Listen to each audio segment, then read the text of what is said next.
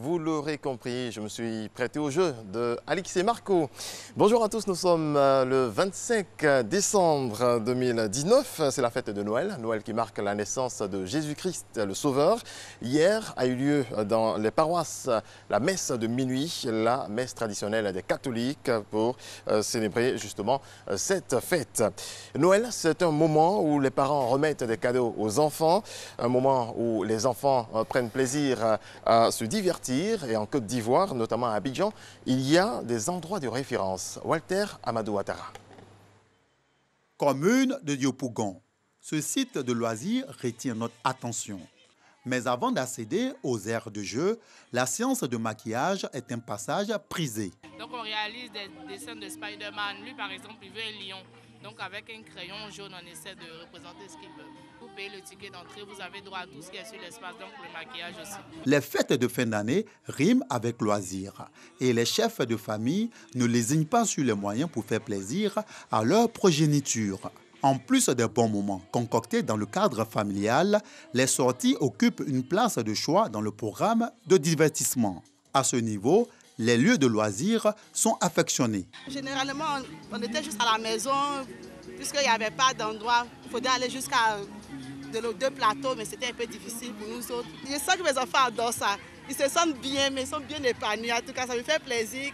Je roule de la trottinette et je me balade sur les châteaux gonflables. J'ai joué au jeu de PS4 et aussi au basket, au football aussi. C'est ma première fois que je goûte à ce plaisir. Merci à papa et maman d'avoir pensé à moi. Visiblement, les tout-petits et leurs parents passent une fin d'année heureuse dans la quiétude grâce au site de loisirs. Atteindre l'autosuffisance en riz, c'est l'objectif du projet ProRIL 2.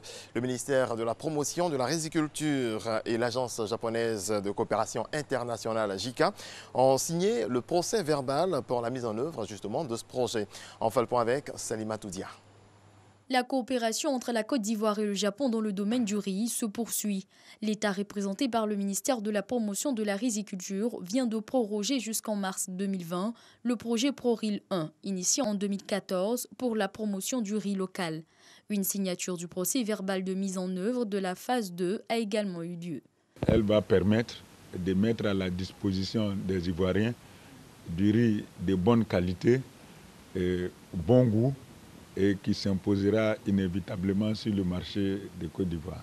On fera en sorte que les producteurs puissent avoir accès au crédit et que de même pour l'ensemble des transformateurs.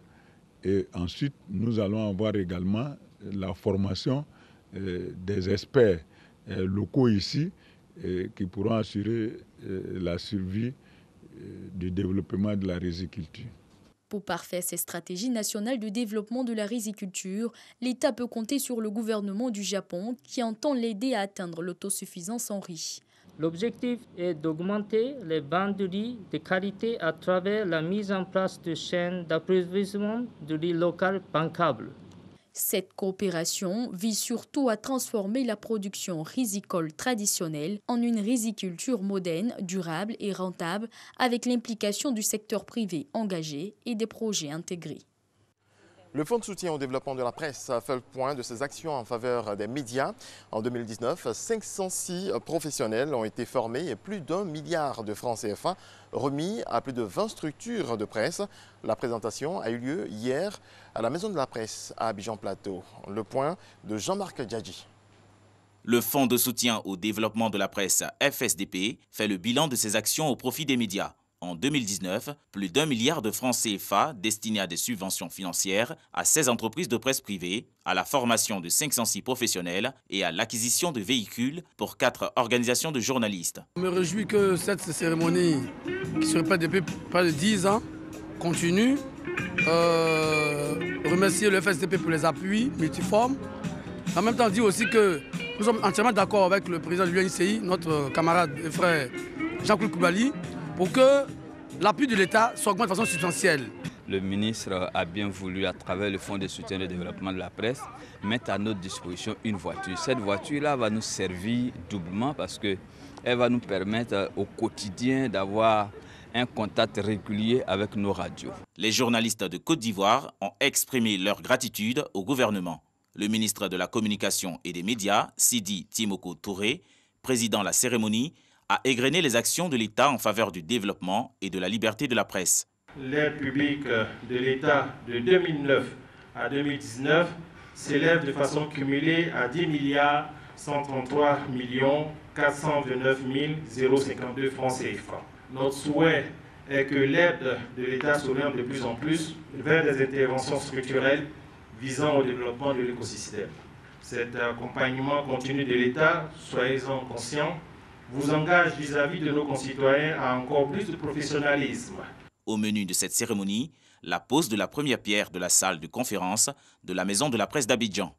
Formalisé en 2009, le Fonds de soutien au développement de la presse, FSDP, assure aux entreprises de presse l'égalité et la libre concurrence.